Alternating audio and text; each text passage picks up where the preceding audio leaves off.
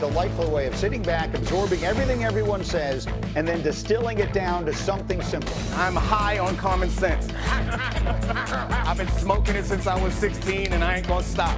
We all talk trash about our coworkers every now and then. Sorry, Jeff. I want to win as much as the next guy, but I ain't gonna shake my booty for you. Aaron Rodgers can't be the deodorant if he comes in smelling like ayahuasca-induced vomit. At some point, the Jets might just jet again, right?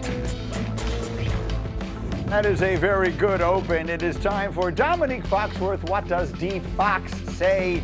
I've got a series of questions, Nick, and let's see what you have to say. Let's start with this. The Eagles are the defending Super Bowl champions. Who is their biggest threat this year in the NFC?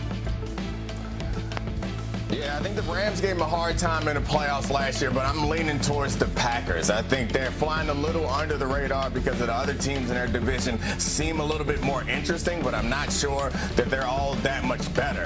I think I was super impressed with what Jeff Hafley did with that defense last year, and going into almost every season, the Packers defense was loaded with big names and kind of underachieved.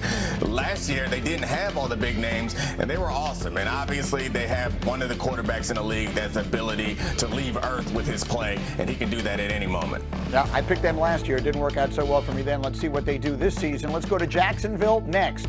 Nick, should Travis Hunter play every snap this year? I mean, if he wants to, I'm rooting for him, and I hope he can do it. But if I was someone who cared about him, a friend or family member, I would say don't. They're paying you to play one position. Why are you playing two? Like, I understand wanting to do something that's never been done before and be an incredible historic athlete. I get that, but I also understand that it's hot as hell in Jacksonville. Good luck to him if that's what he's going to try to do. But maybe they should aim for 60 to 80 snaps a game combined on both sides, but more than that seems like a lot for a whole season, for 5 seasons, for 10 seasons. I don't know. I think it's the most interesting story in the entire NFL this summer, what they decide to do. Meanwhile, Chicago's our last stop. Do you expect there to be growing pains for last year's #1, Caleb Williams, in this new Chicago offense? No.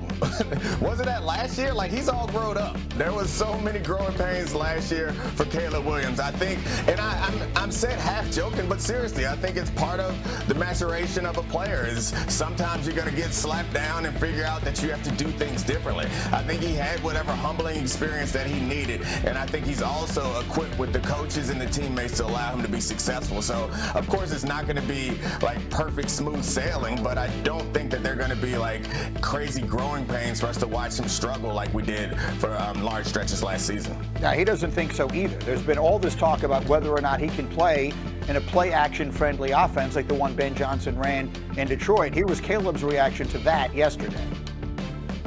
There hasn't really been a challenge for me under center. I know that's been a big thing.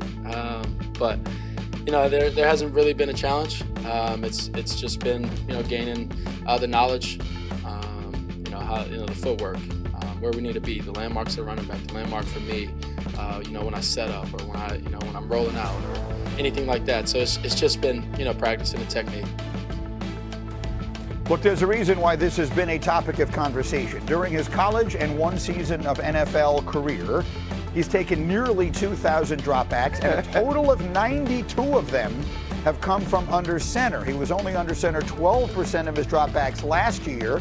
And by comparison, Jared Goff led the league last year in dropbacks under center at a rate of 40%, with Ben Johnson as his offensive coordinator. So what I would ask you, for a team with expectations and a quarterback with great talent and a lot of expectation and some pressure as well, where do they meet on this offense? I mean, does Caleb have to just do what they were doing in Detroit? How does this Absolutely not. Look? No. Absolutely not. Ben Johnson has to take his knowledge and his expertise and tailor it for his quarterback. When you have a certain list of ingredients, you don't get to just go make whatever deal you want for dinner. Mm-hmm. You have to use the ingredients in which you have, and obviously you want to be able to do some of those things that made you extremely successful in your stops before Chicago, but you also have a first overall pick who has a level of talent, who has the skill set that fits a certain thing, and you have to design and scheme and strategize around that. Now, some of the things that Ben Johnson wants to do can help Caleb Williams be more efficient. It can help Caleb Williams lose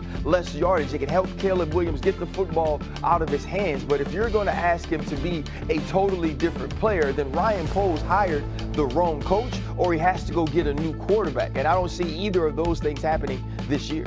Everything in Chicago has been around Caleb Williams, from hiring Ben Johnson to fortifying the offensive line, going out and getting Joe Tooney and Drew Dahlman and Jonah Jackson. Like, this has all been in an effort to elevate Caleb Williams and make sure that he achieves the potential that he had when they selected him number one, ahead of Jayden Daniels and all these other quarterbacks that we've been talking about in the show. Think about how well all these quarterbacks have played here, and essentially none of them right now have disappointed. Caleb Williams right now is the one that has question marks. Yeah, and some of us, and by us I mean me, are willing to excuse a lot of what happened last year because of the circumstances around him, because of the coaching, because of some of the other things that were not his fault. This year there will be none of that, Dominique, right? It's fair to say, and I think you just said it a moment ago, if it doesn't go well this year, there's only going to be one place people are going to point the finger.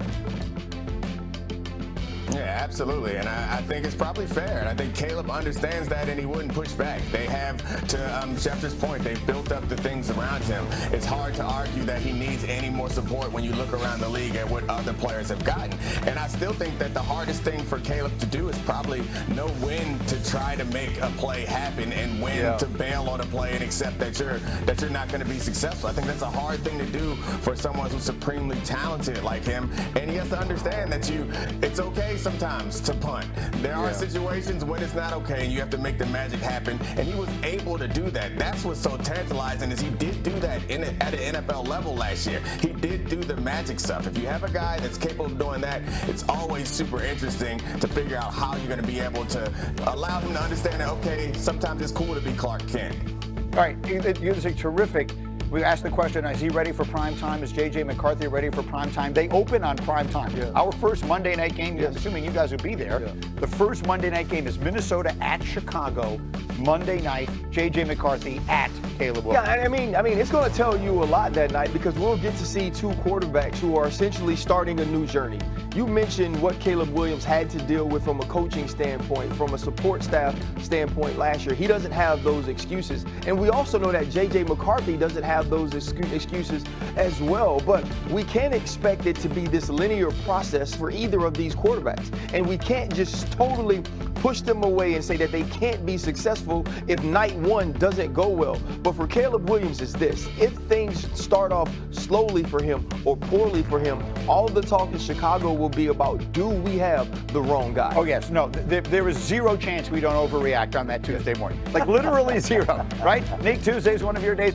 On that Tuesday morning after the Monday night opener, we will be overreacting like absolutely. I can hear the production meeting right now. Hey, say that. Exactly right. That what you just said? Say they that. got the wrong guy. Say that again. Matter of fact, Stick. Dominique had a great line. Remind him of that. Anointing